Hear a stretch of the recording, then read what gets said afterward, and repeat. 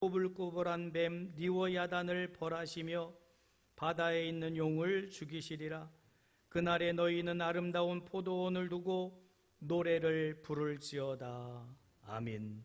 하나님, 지금 이 나라 이 민족, 아니 세계 모든 나라들이 코로나19로 인하여서 삶이 무너지고 망가지는 상황 속에서 하나님 우리에게 말씀하시는 것은 우왕좌왕하기보다 너는 네의 밀실로 들어가 문을 닫고 이 재앙이 떠나기까지 숨어 하나님 앞에 기도하며 하나님의 뜻을 깨달으며 하나님 우리를 향하신 음성을 듣기를 원하시는 줄 믿습니다.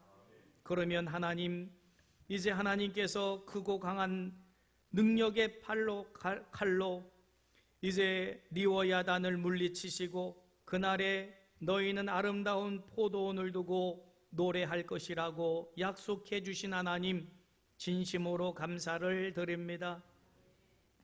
코로나가 하나님을 예배함에 방해거리가 되지 아니하도록 하나님을 더욱 가까이 하고 하나님을 예배함에 부족함이 없는 저희들 될 수 있도록 은혜와 복을 허락하여 주시옵소서. 오늘도 우리를 향하신 하나님의 음성을 듣기를 원합니다. 성령님 말씀하실 때에 우리의 귀가 열려지게 하시고 진리가 깨달아지게 하시고 하나님 이 시대를 변화시킬 자로 우리로 승리할 수 있도록 능력을 허락하여 주시옵소서. 예배 시종 일관을 성령 하나님께 의탁하오며 우리 주 예수님의 이름으로 감사하며 기원하옵나이다. 아멘.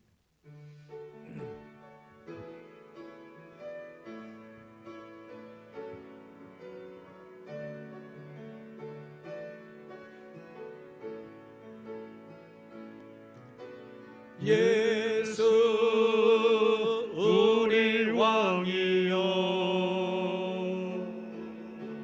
이곳에 오셔서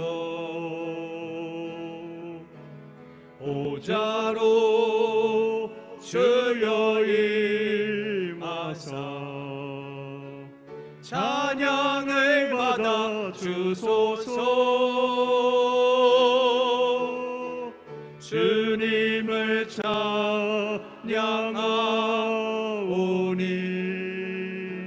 주님을 경배하오니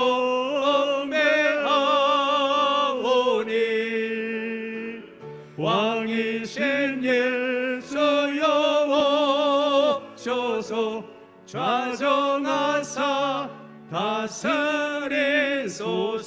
다 같이 손을 들고 고백합니다. 예수 우리 왕이여,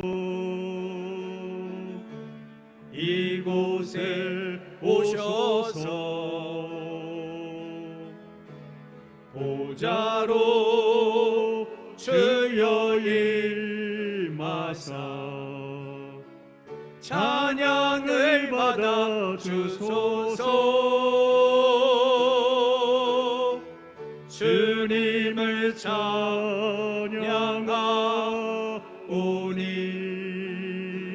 주님을 경배하오니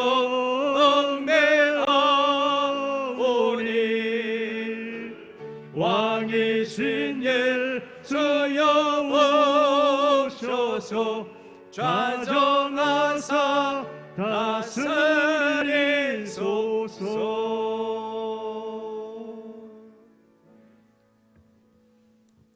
나는 전능하신 아버지 하나님 천지의 창조주를 믿습니다.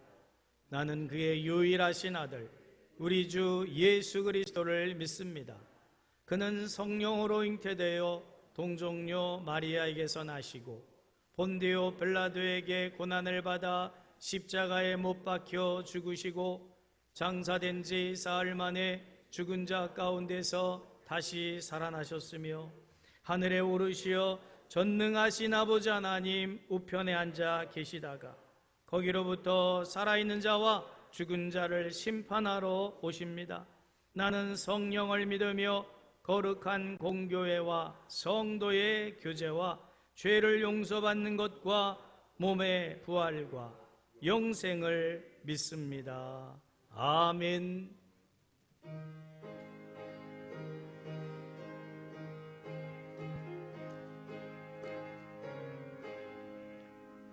만일 있으면 그 입다가 재고 내 구주 주신 은총을 늘 찬송하겠네.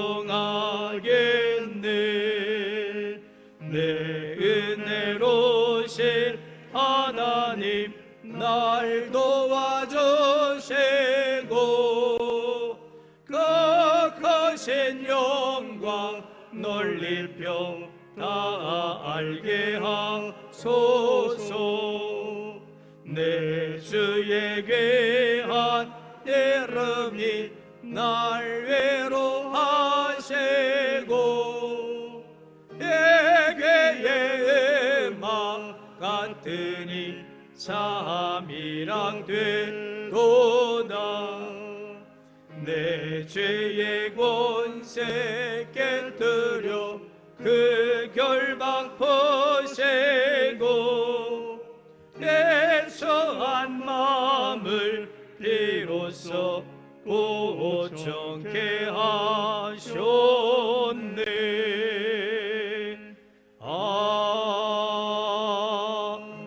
아멘. 너희는 마음에 근심하지 말라. 하나님을 믿으니 또 나를 믿으라. 내 아버지 집에 거할 곳이 많도다. 그렇지 않으면 너희에게 일렀으리라. 내가 너희를 위하여 거처를 예비하러 가노니 가서 너희를 위하여 거처를 예비하면 내가 다시 와서 너희를 내게로 영접하여 나 있는 곳에 너희도 있게 하리라. 내가 어디로 가든지 그 길을 너희가 아느니라. 도마가 이르되 주여 주께서 어디로 가시는지 우리가 알지 못하거늘 그 길을 어찌 알겠사옵나이까. 예수께서 이르시되 내가 곧 길이요 진리요 생명이니 나로 말미암지 않고는 아버지께로 올 자가 없느니라. 아멘. 언제나 살아계셔서 부족한 저희들을 구원하시기를 원하시는 하나님 아버지, 지난 한 주간도 저희들을 지켜주시고 주님의 전인 교회에서 성도들과 예배드리게 하시는 하나님께 진정으로 감사를 드립니다. 그러나 저희들 현실에 안주하며 마땅히 해야 할 일을 하지 못한 죄인임을 고백합니다. 혹 세상에 치우쳐 살아온 죄 용서해 주시고 억지로나 형식적으로나 의식에 치우쳐 예배를 하지 않게 하옵소서. 가인과 아벨의 제사를 구별하사 아벨의 제사를 기뻐하신 주님, 이 시간 우리의 예배가 하나님이 받으시는 온전한 믿음의 예배가 되어 축복에 넘치는 교회가 되게 하옵소서. 우리 교회가 성령님의 도우심을 얻어 하나님의 능력을 나타내는 증인이 되기를 원합니다. 교회를 통하여 지역이 변화되고 더 나아가 대한민국이 변화되는 역사가 일어나게 하옵소서. 주님의 전인 교회가 일부 지도층을 비롯한 사람들에게 지탄받지 않게 하시고 교회가 주님의 이름으로 온정을 베풀고 나눔의 사역을 잘 감당케 하셔서 사회 속에서 치유와 화해자의 역할을 잘 감당할 수 있도록 인도하여 주옵소서. 하루속에 순예배를 비롯한 모든 예배가 정상적으로 드려지기를 열어 주옵소서. 지구상의 모든 생명체의 생사복을 주관하시는 하나님 아버지, 온 세계가 아직도 코로나19로 인하여 고통과 고난 중에 있습니다. 저희들에게 좋은 것 주시기를 기뻐하시는 하나님의 은혜를 기대하며 간구합니다. 코로나19로부터 자유로울 수 있는 것은 오직 주님의 능력뿐임을 믿습니다. 주님이 이곳에 오셔서 인간의 능력으로 한계에 부딪힌 코로나19로 비롯한 모든 질병으로부터 벗어날 수 있도록 자비를 베풀어 주옵소서. 사랑이 많으신 하나님, 우리 교회 성도님들 중에 원치 않게 질병에 고통받는 성도들이 있습니다. 그들에게 안수하여 주시고 치유의 능력으로 고쳐주시고 건강한 몸으로 회복시켜 주셔서 주님을 더욱더 열심히 섬기게 하옵소서.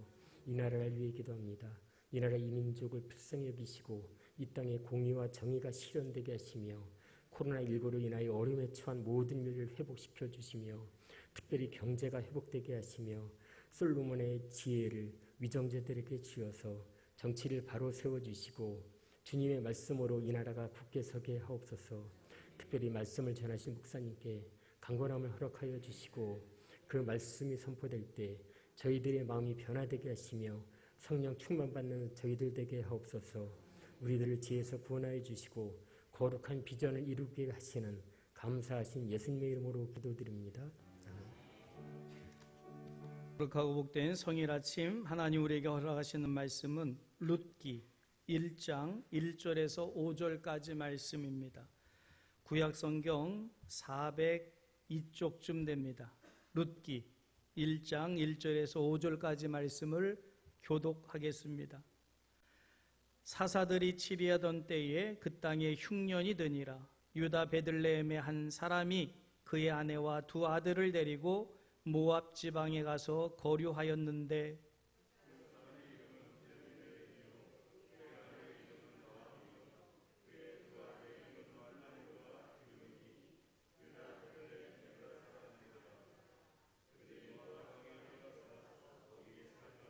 나오미의 남편 엘리멜렉이 죽고 나오미와 그의 두 아들이 남았으며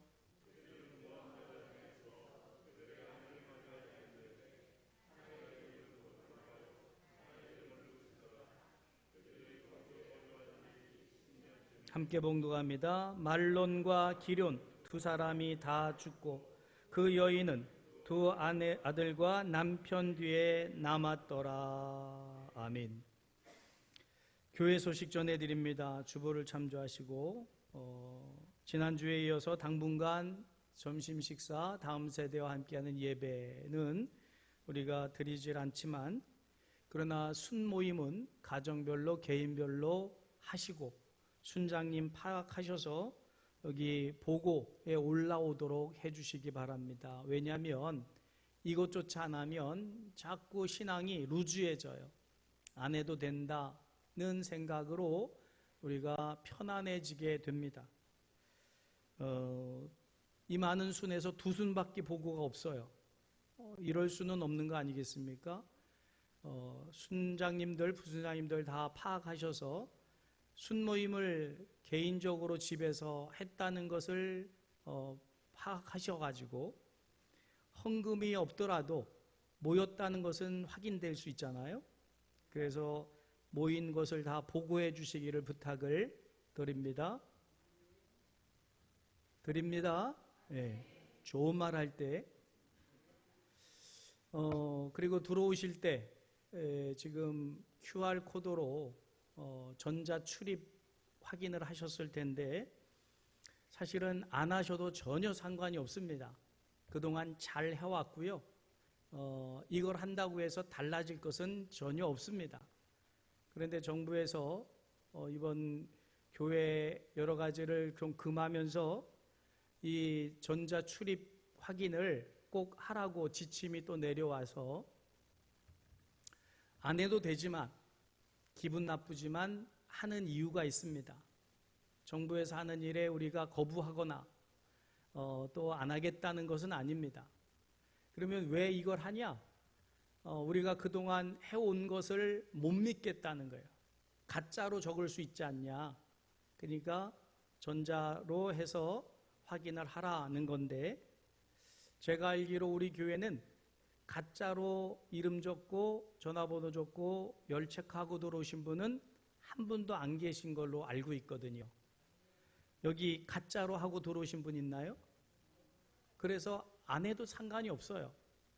근데 정부에서 그걸 못 믿겠다는 거예요. 못 믿겠다 하니까 기분이 나쁘죠. 그래서 안 해도 되지만 하는데 좀 또 절차도 번거롭잖아요. 카톡으로 들어가서 자기 QR코드를 받아가지고 찍어야 되고 네이버 같은 포털 사이트에 들어가서 또 발급 받아가지고 15초 안에 또 찍어야 되니까 쉽지는 않아요. 그러나 못 하신다고 안 된다고 걱정할 것 하나도 없습니다. 여러분 다 적고 들어오셨으니까 열체크 다 하셨고 그러니까 할 수 있는 분들은 하시고 또 못 하시는 분은 안 해도 상관이 없습니다. 그러니까 전혀 달라진 것이 없으니까 좀 귀찮더라도 하실 수 있는 분들은 하시면 되고요. 못 하실 분들은 전혀 안 해도 상관이 없다. 전혀 불이익 당하지 않습니다. 그러니까 하시던 대로 하시면 될 줄 믿습니다.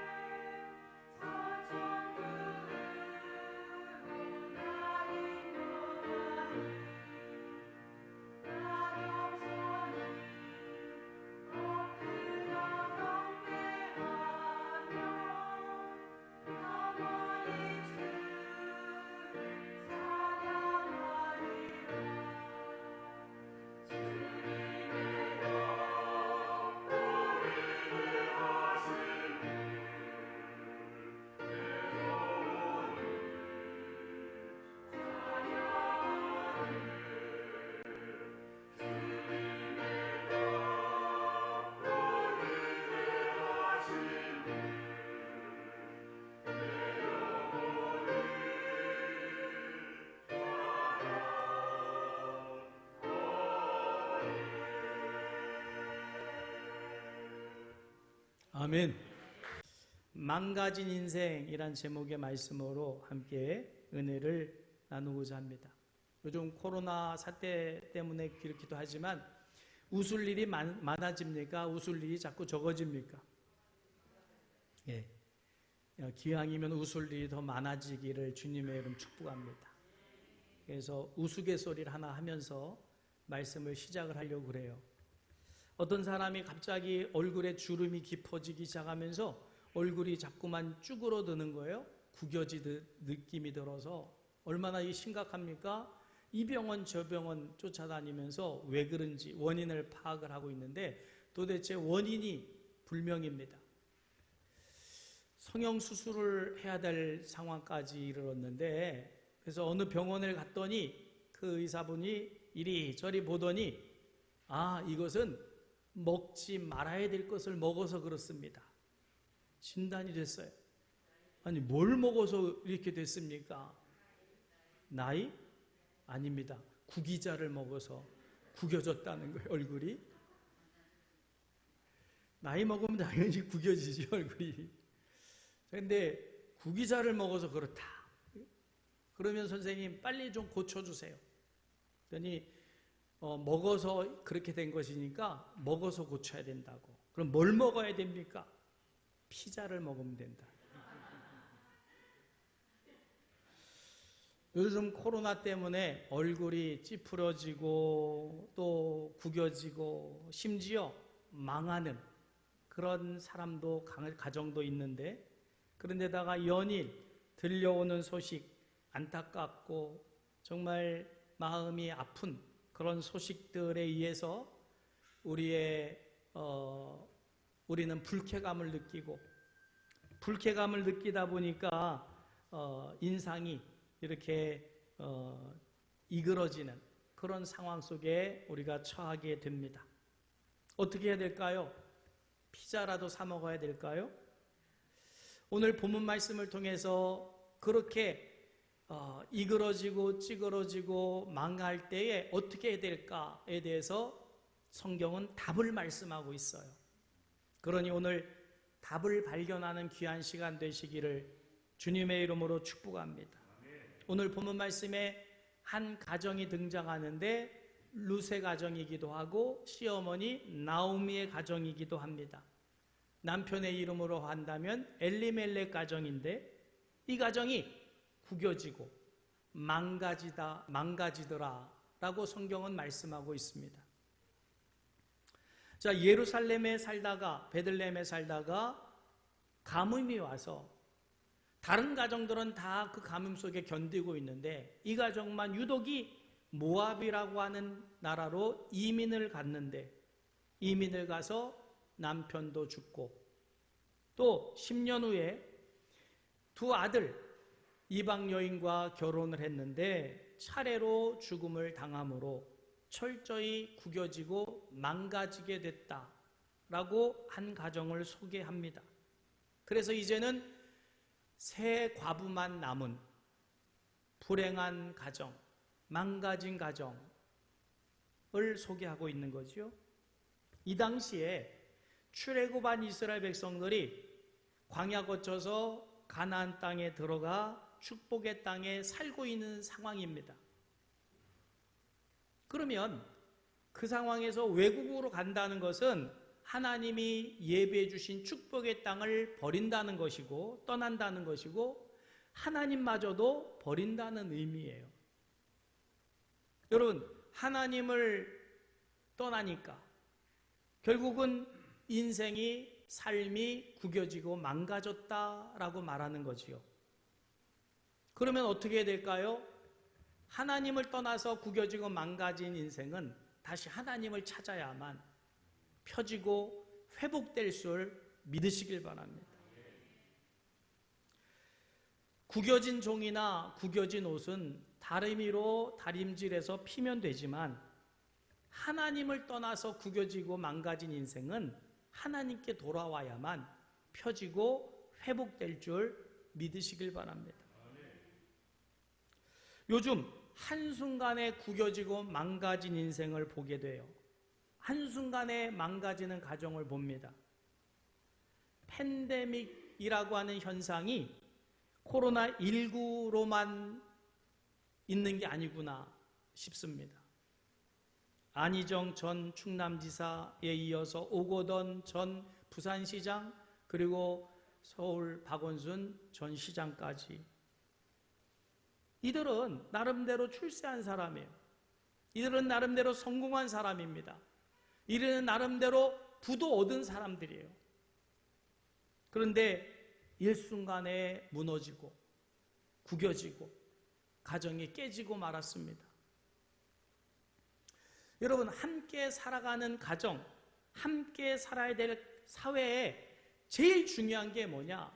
있어야 될 가장 중요한 게 뭐냐? 출세냐? 명예냐? 권세냐? 아닙니다.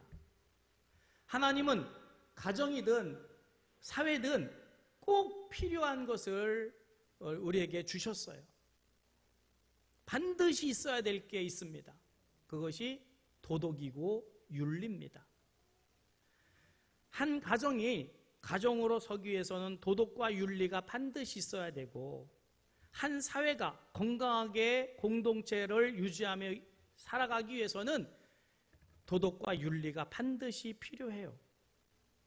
이것은 사람들이 만드는 법 그리고 경찰에 의해서 지켜지는 질서보다 우선돼야 될 것이고 중요한 것입니다. 이 도덕과 윤리가 무너지게 되면 코로나19와는 비교할 수 없는 팬데믹의 현상이 우리 사회에 덮쳐오게 되기 때문에 이것이 가정에서 사라지지 않도록, 이 사회 속에 사라지지 않도록 도덕과 윤리를 세워가야 돼요. 그렇지 않으면 여지없이 무너집니다. 사회가 복잡해지고 다양해질수록 그 복잡하고 다양한 사회를 유지하기 위해서 뭘 만드냐면 법을 만들어요. 전에는 없던 법들을, 사회가 복잡해지고 다양해지면서 많은 법들을 만들어냅니다. 어디서 만들어냅니까? 국회에서 만들어내잖아요. 그래서 우리가 국회의원을 뽑은 거 아닙니까? 이 복잡한 사회, 다양한 사회 속에 질서를 위해서 우리가 대표를 뽑아가지고 법을 만드는 게 국회예요. 우여곡절 속에 개원이 됐어요. 수많은 통과해야 될 법안들이 있고요. 또 수많은 법들이 필요합니다. 그래서 국회의원을 뽑았는데, 그러면 이번에도 국회의원들이 법안을 발의하기도 하고 그래서 통과시켜서 법을 만들어 놓으면 과연 이 사회가 평안하고 안정하고 그리고 행복해지냐? 아니요. 법을 만드는 국회의원을 1000명, 10,000명을 뽑아놔도 사람이 만드는 법이나 사회 질서 가지고는 결코 이 땅이 행복해지질 않아요. 더 중요한 게 있습니다. 아무리 좋은 법을 만들어 놔도요, 도덕이나 윤리가 무너지면 그냥 일순간에 깨집니다. 그 법이나 모든 게. 자, 그래서 도덕과 윤리를 천륜이라 그래요. 천륜. 왜 그러냐면 이건 하나님이 사람에게만 준 거예요. 사람만 도덕도 윤리도 가지고 있어요. 양심도. 동물이 이거 가지고 있나요? 아니요. 사람만 가지고 있어요. 하나님이 우리에게 주신 놀라운 선물이에요. 자, 그러면 이걸 가지고 가정을 잘 만들고 사회 공동체를 잘 만들어가라는 하나님의 뜻인데, 지금 국회에서 만드는 법이 오히려 이 천륜과 도덕을 무너뜨리는 법을 만들어요. 그럼 어떻게 될까요? 여지없이 망가집니다. 지금 국회에서 이번에 발의된 법이 있습니다. 그게 뭐예요? 차별금지법이에요. 소수자들을 차별하지 말라는 법을 지금 발의했어요. 심각한 법입니다. 이 법이 통과되면 하나님이 주신 윤리 도덕이 다 무너져요.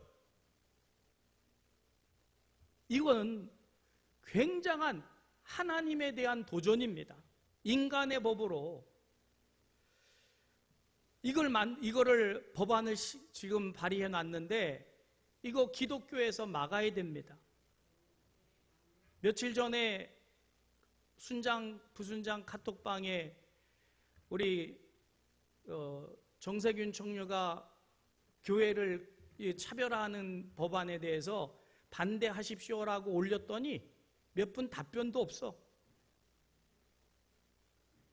여러분, 반드시 기독교인은 이것들에 대해서 목소리를 내야 돼요.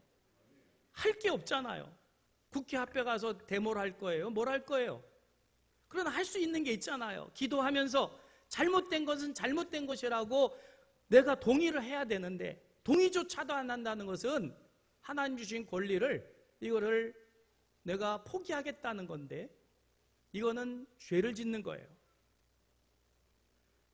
오늘 중으로 이 차별금지법에 대해서 우리는 반대한다는 것에 대해서 여러분들에게 보낼 거예요. 어렵지도 않아요. 그냥 들어가셔서 동의만 하시면 돼요. 동의. 차별금지법에 대해서 우리는 반대한다에 동의하시면 됩니다. 동의하십시오. 이것도 안 하면서 예수 믿는다고 할 수가 없어요. 그만큼 심각해요. 이거는 하나님이 주신 천륜을 무너뜨리는 법이기 때문에 이건 반드시 막아야 돼요. 아멘. 순자님, 부신사님들은 반드시 보내줘서 체크하게 하시고, 그래서 확인을 하셔야 돼요. 영상을 보고 말씀을 이어가려고 합니다. 영상 띄워주시죠.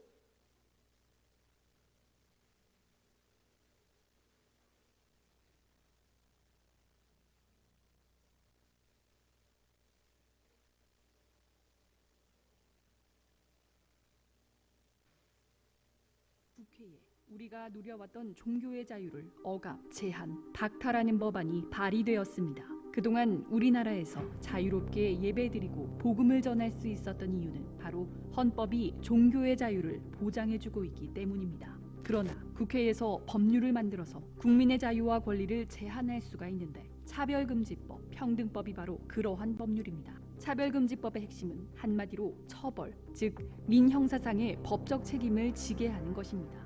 형사처벌, 시정명령, 이행 강제금, 2배에서 5배의 징벌적 손해배상 등 강력한 공권력으로 동성애 반대자를 처벌하는 법입니다. 우리나라는 동성애를 처벌하지 않으며 동성애에 대한 차별이 존재하지 않습니다. 게다가 이미 동성애 차별금지가 포함된 국가인권위원회법이 있음에도 불구하고 차별금지법을 제정하려는 이유는 강력한 처벌 조항을 추가하기 위함입니다. 모욕감, 수치심, 두려움 등 주관적인 감정을 근거로 해서 괴롭힘이라는 이름으로 법적 책임을 지게 하는 포괄적 차별금지법이 제정되면 윤리와 양심을 따르는 일반 국민들은 역차별을 받게 됩니다. 예를 들어 동성애의 보건적 유해성에 대한 사실을 말하거나 동성결혼에 동의하지 않으면 직장에서 징계를 받거나 차별 소송을 당하게 됩니다. 이와 같이 차별금지법은 헌법에서 보장된 국민들의 신앙과 양심, 학문과 표현의 자유를 침해하고 선량한 국민들을 범법자로 만들어버립니다. 동성애는 타고나는 것이라 어쩔 수 없지 않냐는 세간의 통념과는 달리 동성애는 선천적인 것이 아닙니다. 하버드, 캠브리지 대학 등 국제 연구진은 동성애 경험이 있는 47만 7,500여 명의 유전자를 조사한 결과 동성애 유발 유전자는 없다고 사이언스지에 발표했습니다. 동성애는 성적 취향일 뿐입니다. 성적 지향을 포함하는 차별금지법을 강행하면 어떤 결과가 초래되는지 해외의 사례들이 증명해주고 있습니다. 첫째, 차별금지법은 설교의 자유를 억압합니다. 스웨덴의 아케 그린 목사는 동성애는 죄라고 설교한 후 2004년 1심과 2심 재판에서 징역 1개월의 실형을 선고받았습니다. 영국 베리 트레이온 목사는 교도소 내 예배에서 동성결혼은 죄라는 설교를 하여 교도소로부터 징계를 받고 항소했으나 1, 2심 모두 패소했습니다. 둘째, 차별금지법은 전도의 자유를 박탈합니다. 영국에서 69세의 해리 하몬드 씨는 예수 그리스도는 평화를 주십니다. 비윤리적인 행위, 동성애를 멈추세요라고 적힌 대자보를 들고 거리에서 서 있었다는 이유로 기소되어 유죄 판결을 받았습니다. 캐나다의 윌리엄 마콕은 동성애를 금지하는 성경 말씀이 적힌 전도지를 배포했다가 소송을 당했습니다. 캐나다 대법원은 그에게 증오범죄라는 판결을 내리고 동성애자에게 7,500달러의 손해배상을 하는 동시에 수십만 달러에 달하는 인권위원회의 소송 비용을 지불하라고 명령했습니다. 셋째, 차별금지법은 신앙에 어긋나는 행위를 강요합니다. 영국 고용재판소는 교회가 동성애자를 청소년 사역자로 채용하지 않은 것이 차별금지법 위반이라며 동성애자에게 4만 7천 파운드, 약 8,500만 원을 배상하라고 명령했습니다. 동성결혼 축하 케이크를 만들어주지 않은 기독교인 제빵사는 벌금형을 받았고 동성 커플에게 입양 서비스를 제공하지 않은 영국 천주교 입양기관은 모두 폐쇄 조치를 당했으며 신앙에 따라 레즈비언 커플에게 인공수정을 해주지 않은 미국의 한 의사는 차별금지법 위반으로 법적인 책임을 지게 되었습니다. 유사한 사례는 무수하게 많습니다. 일각에서는 성적 지향을 뺀 차별금지법에는 찬성해야 한다는 잘못된 주장이 제기되고 있는데 이에 현혹되어서는 절대 안 됩니다. 왜냐하면 법안에 등이나 그 밖의 사유에 성적 지향이 포함된다고 해석하고 심지어는 성별에 성적 지향이 포함된다고 해석할 수 있기 때문입니다. 또한 처음 만들 때는 없더라도 개정을 통해서 손쉽게 성적 지향이 포함될 수 있습니다. 이제 한국교회는 종교의 자유를 지켜내기 위해서 믿음 위에 굳게 서서 분열되지 않고 한 목소리로 차별금지법을 반대하여야 합니다. 종교를 탄압하는 차별금지법에 대항하여 우리 모두 순교를 각오하고 믿음의 선한 싸움을 싸우는 거룩한 군사가 됩시다. 종교의 자유 수호, 차별금지법 스탑! 예, 사단은 지금 끊임없이 우는 사자처럼 우리를 삼키려고 수많은 방법을 동원해서 우리를 무너뜨리려고 해요. 깨어 기도하지 않고 우리가 목소리를 내지 않으면 우리도 먹힙니다. 멀지 않았어요. 여러분, 당이나 국회의원들이 자기들이 만드는 법이 최상위냐, 그래서 차별금지법이니 성소수자니 그리고 뭐 여러 가지를 얘기하면서 표를 얻어가지고 하는 짓이 뭐냐?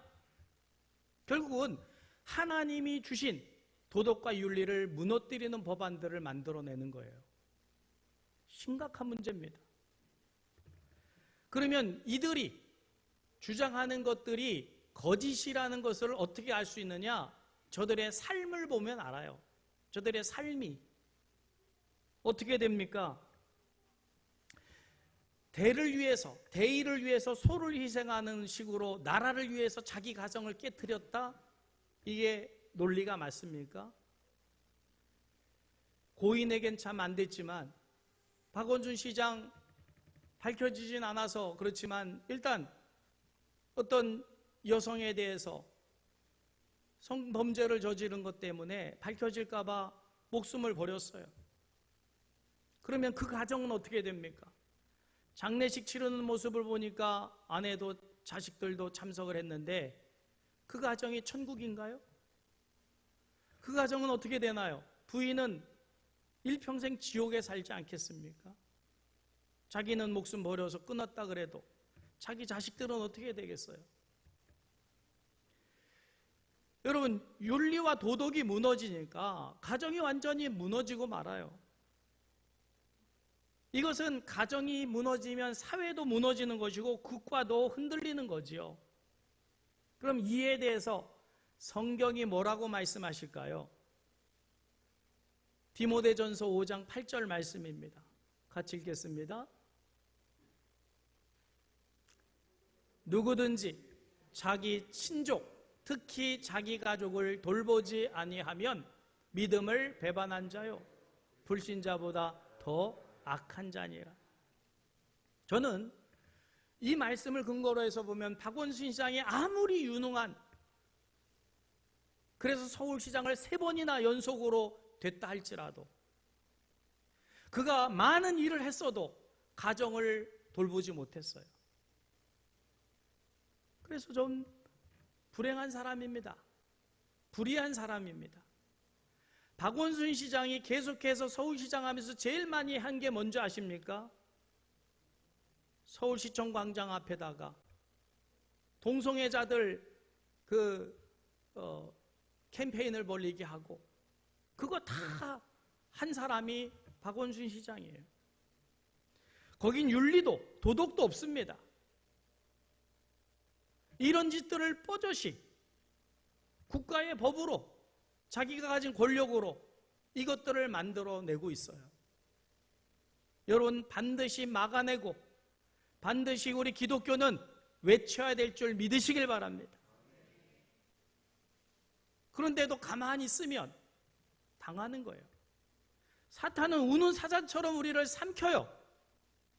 하나님께 깨어 기도하면서 이런 법안이 잘못된 것을 우리가 밝혀야 될 줄 믿으시길 바랍니다. 그렇지 않으면 천국을 누려야 될 심령이, 천국을 누려야 될 가정이 지옥을 누리게 되는 거예요.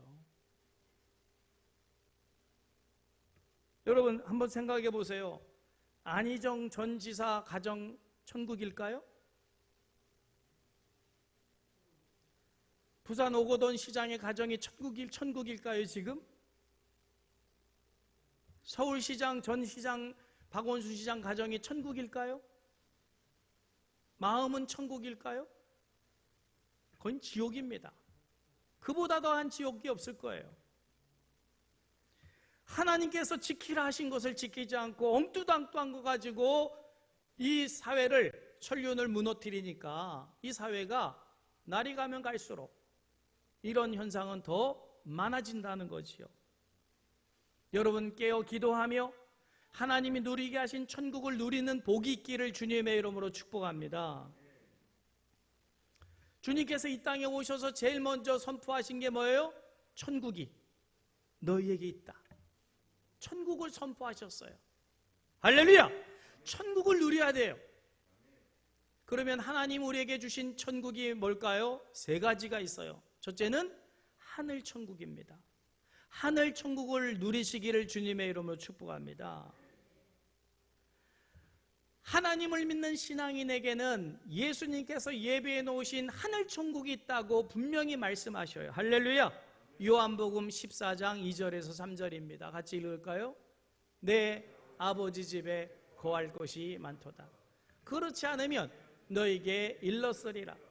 내가 너희를 위하여 거처를 예비하러 가노니 가서 너희를 위하여 거처를 예비하면 내가 다시 와서 너희를 내게로 영접하여 나 있는 곳에 너희도 있게 하리라. 할렐루야. 여러분 우리에게는 믿음으로 하늘 천국이 우리에게 소유된 줄 믿으시기를 주님의 이름으로 축복합니다. 그러면 하늘 천국을 소유한 우리들은 하늘 천국을 바라보면서 이 죄악이 관영한 세상 속에서 때로는 무너질 수도 있고 망할 수도 있지만 하늘 천국을 포기하면 안 된다는 거지요. 할렐루야. 그러나 하늘 천국만 소유했다고 그것으로 만족하면 안 됩니다. 우리가 누려야 될 천국은 또 있잖아요. 세 가지 천국이 있다고 했으니까 두 번째 누려야 될 천국은 가정 천국이에요. 여러분, 여러분의 가정은 천국입니까? 지옥입니까? 천국이기를 주님의 이름으로 축복합니다. 일본의 최고의 신학자 우찌무라 간조가 이렇게 말을 했어요. 가정은 지상의 낙원이다. 낙원이 뭐예요? 천국인 거예요. 가정은 지상의 천국이다. 이것이 없으면 이미 지옥에 있는 자로다 그랬어요. 하나님 우리에게 가정을 주실 때 천국을 이루라고 주신 줄 믿으시길 바랍니다. 그런데 누군가에 의해서 도덕과 윤리가 무너져 버리면 지옥으로 바뀌는 거예요. 저는 너무나도 안타까운 게 박원순 시장의 부인하고 자식들이에요. 얼마나 지옥일까 저 마음이, 가정이. 미국의 찰스 스윈드라고 하는 목사님이 가정은 하나님이 실습시키시는 천국의 훈련장이다 그랬어요. 여러분 우리가 하나님의 나라를 천국을 소망한다면 우리 가정에 천국을 건설해야 돼요. 그렇지 않으면 허상을 쫓는 거와 마찬가지지요. 가정은 하나님께서 이 땅에서 누릴 수 있도록 주신 천국 공동체인 줄 믿으시기를 주님의 이름으로 축원합니다. 자, 오늘 본문 말씀에 등장하는 시어머니 나오미, 며느리 룻의 가정을 보십시오. 이 가정은 철저히 구겨지고 망가진 가정입니다. 천국일 수 없는 가정이에요. 자, 그런데 놀라운 고백을 해요. 그것도 며느리가. 우리 가정이 어떤 가정인가를 그 입으로 고백을 하는데 1장 16절 말씀을 보면 이 며느리가 자기 가정이 당한 처지에 대해서 원망하고 불평하는 게 아니라 이렇게 고백을 하고 있더라는 거예요. 같이 읽을까요? 룻이 이르되 내게 어머니를 떠나며 어머니를 따르지 말고 돌아가라 강권하지 마옵소서. 어머니께서 가시는 곳에 나도 가고 어머니께서 머무시는 곳에 나도 머물겠나이다. 어머니의 백성이 나의 백성이 되고 어머니 하나님이 나의 하나님이 되시리니. 할렐루야. 말씀 그대로 띄어놔 주시고, 자, 이 말을 시어머니가 강제로 룻에게 하라고 시켰을까요? 아닙니다. 이건 룻이 스스로 느낀 거예요. 깨달은 거예요. 그래서 이렇게 고백하는 거지요. 자, 어떻게 시아버지도 죽고 아주버니도 죽고 그 다음에 남편까지 죽은 그 며느리가 입에서 어떻게 이 말이 나올 수 있을까? 여러분, 이 말을 할 수 있는 이 가정은 천국이기 때문에 이 말을 하는 거지요. 절대로 천국이 아니면 이 고백을 못 합니다. 그러면 어떻게 이 말을 룻이 할 수 있었을까? 그거는 당연히 시어머니 나오미 때문이에요. 여러분, 부모는 자녀에게 하나님을 가르치고 나타내 보여줘야 될 사람인 줄 믿으시길 바랍니다. 그래서 우리 부모는 자녀들을 낳아 키우면서 내가 믿는 하나님을 보여줘야 돼요. 내가 믿는 하나님을 가르치고 훈계하고 양육해야 되는 거예요. 에베소서 6장 4절 말씀입니다. 같이 읽을까요? 또 아비들아 너희 자녀를 노엽게 하지 말고 오직 주의 교훈과 훈계로 양육하라. 나오미는 절대로 배운 여인이 아니에요. 시어머니 나오미는 배움이 없는 여인입니다. 신앙만 가지고 있어요. 그리고 모압으로 남편이 가자 그래서 갔는데 가정이 망가져요. 남편도 죽고 두 자식도 죽고. 이런 상황 속에서 나오미의 입에서, 삶에서 하나님이 표현되지 않았다면 며느리, 이방 며느리 룻이 절대로 하나님을 알 수가 없어요. 하나님을 알 수가 없는 상황입니다.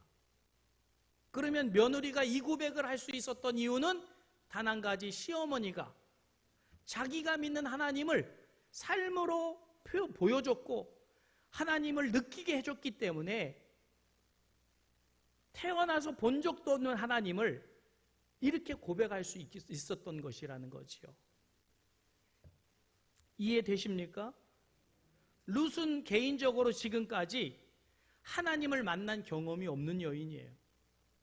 태어나면서부터 우상을 숭배하는, 그모스 신을 숭배하는, 눈에 보이는 우상을 숭배하는 여인이었습니다.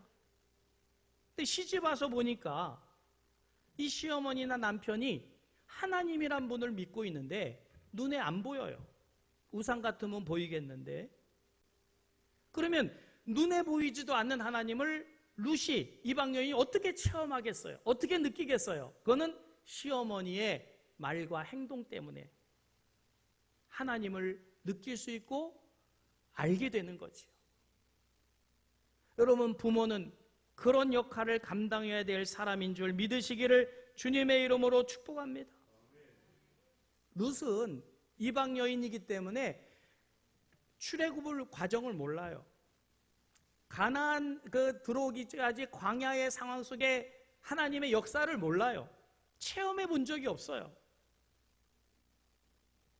그런데 시어머니의 말과 남편이 죽고 자식들이 죽어나가는 망가지는 상황 속에서도 하나님에 대한 그것을 고백할 때 룻이 알게 되는 거죠. 아, 하나님이란 분은 우상 같은 존재가 아니구나. 여러분, 부모로서 자녀에게 학교 교육 가르치고자 하는 이상으로 하나님을 가르치고 보여줘야 되는데 과연 우리 교회 성도들이 그렇게 하고 있느냐?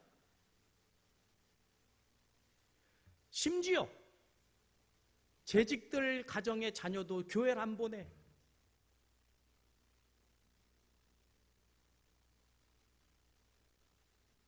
이게 어떻게 된 일입니까?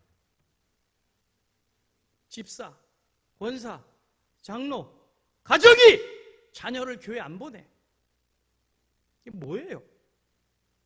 하나님을 가르쳐야 되고 보여줘서 이방 여인 며느리가 하나님을 알도록 해야 되는데 삶을 이렇게 살아가지고 이 복되겠어요? 가정이 천국 되겠습니까? 여러분, 여러분의 자녀의 입에서 어머니가 믿는 하나님이 나의 어머니입니다. 나의 하나님입니다. 아버지가 믿는 하나님이 나의 하나님입니다. 고백할 수 있게 하십시오. 이거 못하면 하나님이 여러분에게 맡겨진 자녀를 망치는 거예요.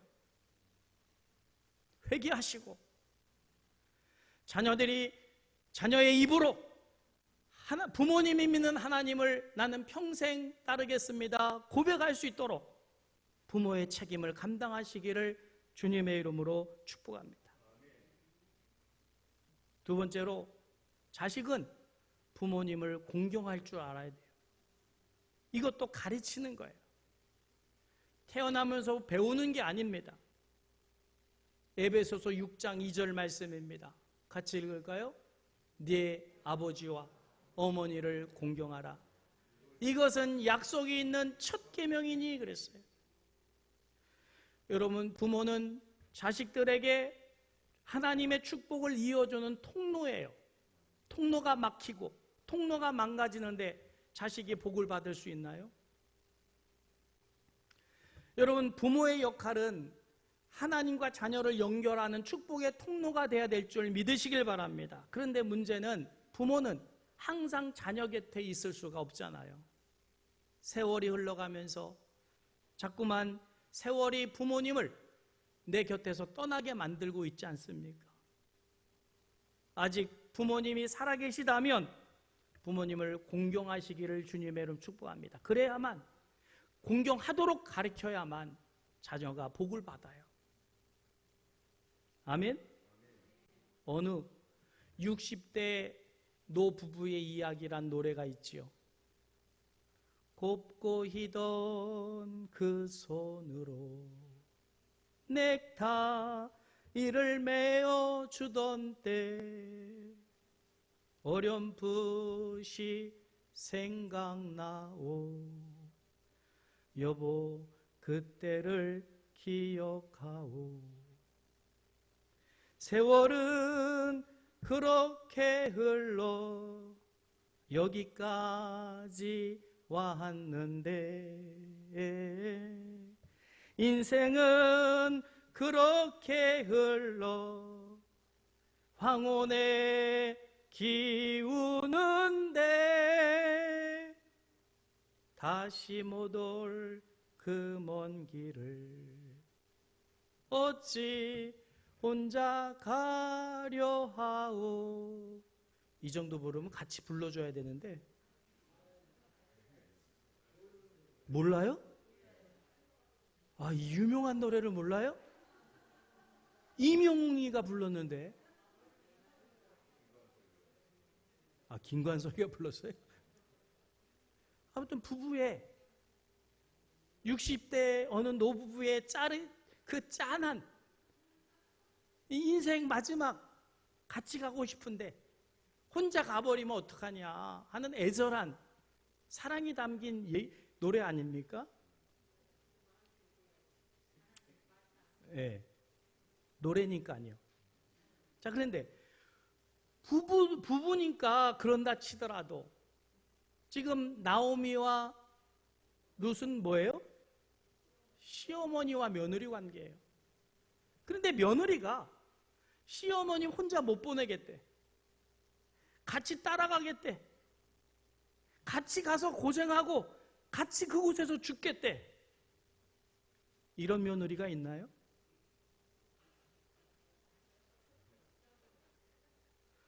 어떻게 된 며느리가 시어머니 쫓아가서 외국으로 이민 가서 남편도 없는데 내가 일평생 시어머니 모실게요. 여러분의 며느리가 이런 며느리가 되길 주님의 이름 축복합니다. 싫으면 말고. 여러분의 며느리는 시자 들어간 시금치도 안 먹고 시계도 안 쳐다보고 그러진 않나요? 이방 여인인데 하나님도 모르는 여인이 시어머니를 쫓아가서 내가 평생을 시어머니를 돌보겠다. 그랬더니 성경이 뭐라고 말해요? 이 여인을 7 아들보다도 나은 며느리다. 할렐루야. 여러분, 나도 어느 가정에 시집을 가서 그 가정의 7 아들보다도 나은 며느리가 돼야 되고 지금 내가 맞이한 며느리도 그런 며느리가 될 때 그 가정은 천국인 거지요. 아닌가요? 이런 가정에 무슨 불화가 있겠어요? 시자만 들어가도 경기하는데 이 며느리는 시자 붙은 그분을 평생을 섬기겠다고 하는 이 가정이 천국 아니고 어디가 천국이겠어요? 그랬더니 하나님이 이 룻의 이 며느리를 다윗의 증조모가 되게 하시고 온 인류의 구세주 되신 예수님의 족보에 들어가는 영광을 얻게 하신 줄 믿으시길 바랍니다. 누구 때문입니까? 시어머니 나오미의 믿음과 신앙이 그를 변화시켜서 놀라운 그런 무너지고 망가진 가정이 천국이 건설되는 모습을 봅니다. 할렐루야! 여러분의 가정이 천국 가정 되시길 주님의 이름 축복합니다. 세 번째 우리가 누려야 될 천국이 심령 천국이에요. 즉 마음 천국입니다. 하나님은 아까 말씀드린 대로 사람에게만 도덕과 윤리를 주셨어요. 그렇듯이 하나님은 사람에게만 마음을 또 주셨어요. 마음도 사람에게만 있어요. 그러면 왜 하나님이 마음이란 것을 내게 주셨을까? 하나님은 마음에 거하시려고, 하나님이 거하실 장소로 마음을 우리에게 주신 거예요. 하나님을 내 마음에 모시면 그 마음은 천국이 될 줄 믿으시길 바랍니다. 심령이 천국 된다 그 말이에요. 누구 때문에? 내가 모신 하나님 때문에. 할렐루야. 이게 우리가 누려야 될 천국이에요. 심령 천국, 마음 천국. 천국은 여기 있다 저기 있다 할 것이 아니라 어디에 있다고요? 너희의 마음속에 있느니라. 하나님을 모시면 마음이 천국이 이루어져요. 그러나 하나님을 떠나면 지옥이 됩니다. 하나님을 모신 가정은 우주를 품을 수도 있을 만큼 넓어질 수도 있지만 하나님이 떠나면 바늘 하나도 꼽을 수 없을 만큼 좁아지는 게 우리 마음이에요. 그래서 하나님이 거하시려고 마음 천국 누리게 하시려고 마음을 허락해 주셨는데 마음에 하나님을 모시지 않으면 거기가 지옥인 거예요. 여러분 지금 확인해 보십시오. 여러분의 마음에 하나님 계십니까? 하나님 계시면 원수도 품을 수 있어요. 원수도 용서할 수 있어요. 할렐루야. 진짜 원수를 용서할 수 있습니까? 어휴, 저 인간. 그건 하나님이 없다는 증거예요. 하나님이 계시면 원수도 사랑할 수 있어요. 아멘? 그런데 하나님이 계시지 않으면 사람의 말 한마디에 인상이 쓰여지고 원망이 나오고 불평이 나오고. 여러분, 내 마음이 하나님이 계실 때와 계시지 않을 때는 이거는 하늘과 지옥으로 차이가 나는 거예요. 천국과 지옥으로. 여러분 룻의 가정 보십시오. 구겨질 대로 구겨지고 망가질 대로 망가졌다면 시어머니와 며느리가 지금 어떻게 돼야 돼요?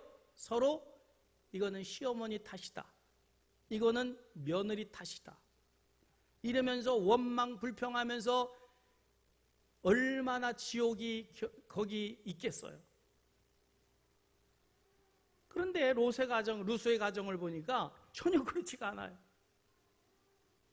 시어머니 마음에도 하나님 계시고 며느리의 마음에도 하나님 계시니까 서로가 어떻게 합니까? 서로를 섬겨요. 시어머니가 이렇게 말합니다. 얘들아, 그동안 내 며느리로 있어줘서 고맙다. 이제 자식이 죽었으니 내 며느리 될 이유가 없다. 나는 이제 하나님 계신 고향으로 돌아가련다. 너희들 갈 길로 가라. 며느리를 배려해서 하는 말이겠죠. 며느리가 뭐라고 말합니까? 큰 며느리는 그럴 수 없다 해놓고 또 강건하니까 자기 갈 길 갔는데, 두 번째 며느리는 아닙니다. 어머니께서 가시는 곳에 나도 가고 어머니께서 머무는 곳에 나도 머물겠나이다. 어머니 죽으시는 곳에서 나도 죽어서 거기 묻힐 것입니다. 만일 죽는 일 외에 어머니를 떠나면 여호와께서 내게 벌을 내리시고 더 내리시기를 원하나이다. 마음에 하나님을 모시고 있으니까 자기 친부모님이 아닌데도, 시어머니인데도 극진히 공경하고 사랑하는 모습을 봐요. 섬기는 모습을 봐요.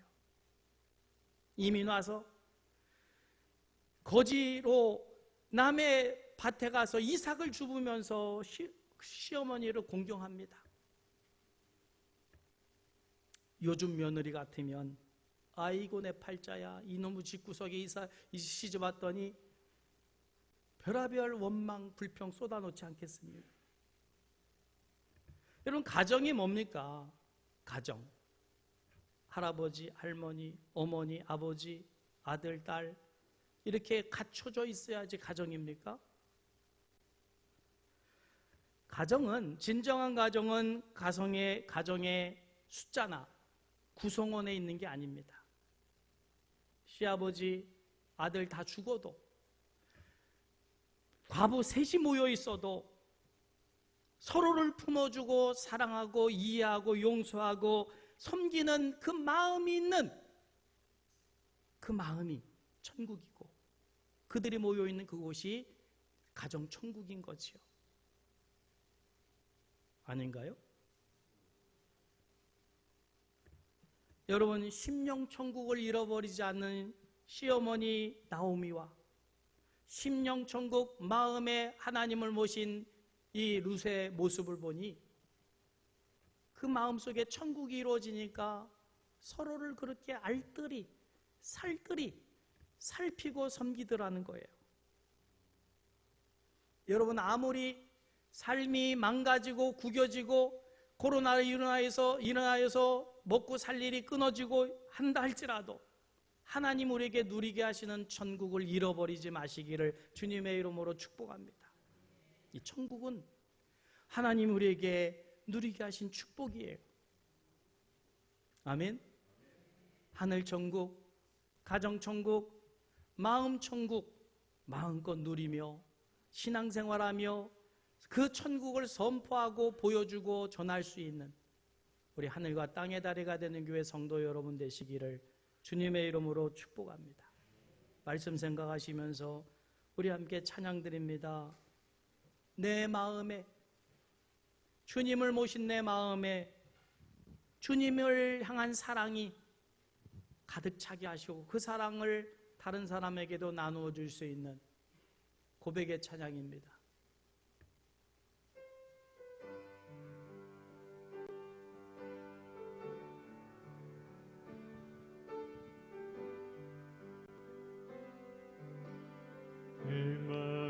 마음의 주를 향한 사랑이 나의 말에 주가 주신 신뢰로 나의 눈에 주의 눈물 채워주소서.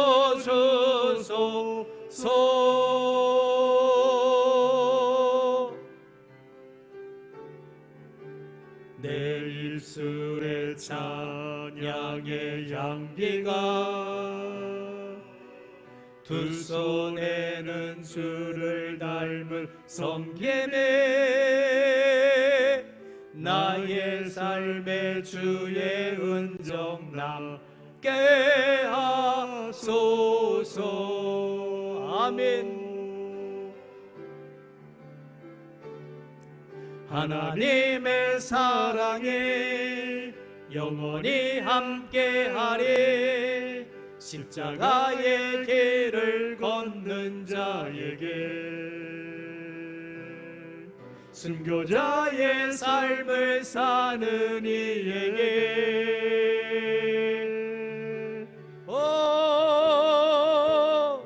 조롱하는 소리와 세상 유혹 속에도 주의 순결한 신부가 되리라.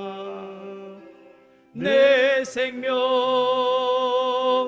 주님께 내 생명 주님께 내 생명 주님께 드리리.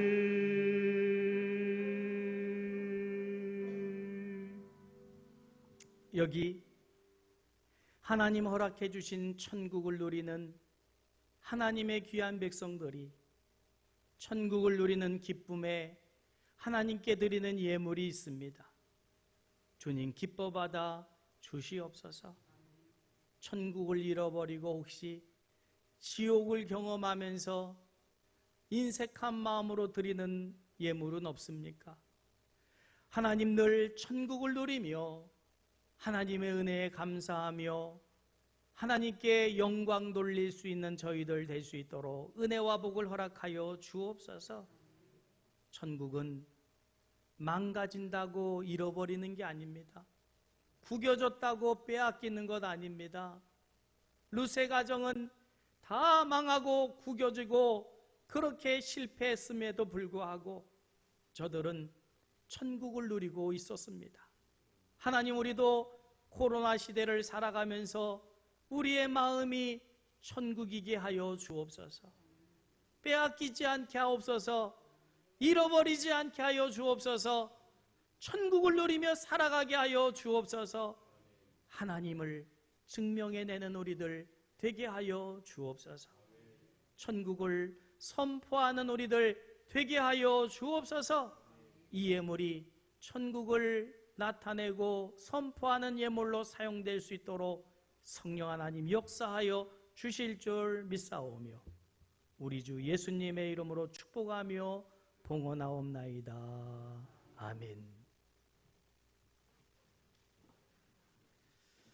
네, 다 같이 일어나셔서 우리 전우자고 계신 분 함께 축복합니다. 예수 사랑, 나의 사랑.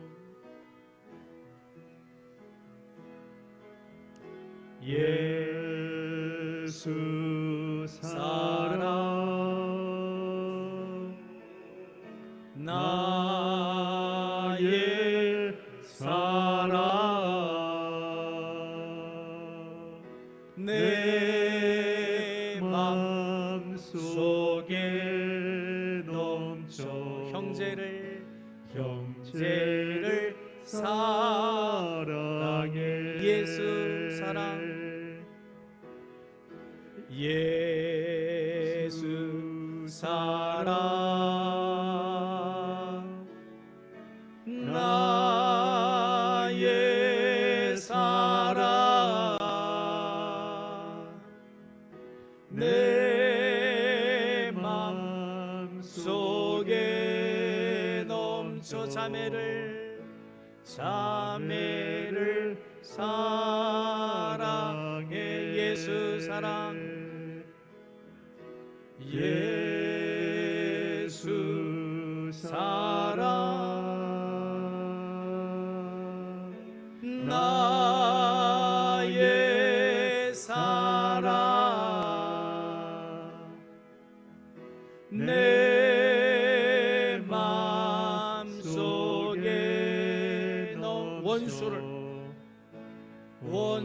원수를 사랑해.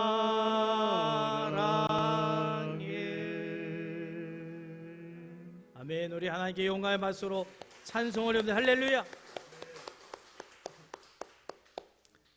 이제는 우리 주 예수 그리스도의 거룩하신 은혜와 하나님 아버지의 극진하신 사랑하심과 성령 하나님의 감화 감동하심으로 우리 안에 이루어진 천국, 그 천국을 가정에서 나눔으로 가정천국 이루어지게 하시고 그 천국을 우리가 사는 이 사회에 전파하여 하나님 모두가 다 하나님 허락하신 천국을 누릴 수 있도록 복을 나려 주옵소서. 이 땅에 죄악으로 인하여 지옥이 판을 치고 있습니다. 심령이 지옥되고 가정이 지옥되고 사회와 나라와 민족이 지옥되는 이 현실 속에서 천국을 선포할 자로 살게 하여 주셨으니 예수님 모신 내 마음 천국 되게 하시고 주님 모시고 사는 우리 가정 천국 되게 하시고 하나님이 내 나라 이 민족이 하나님을 섬기는 천국 같은 나라 민족 되게 하여 주옵소서. 그 사명 감당하고자 하는 하나님의 귀한 백성들 머리 위에 손길과 생업과 가정과 자녀 위에 이제로부터 영원토록 함께 하시기를 간절히 축원하옵나이다. 아멘.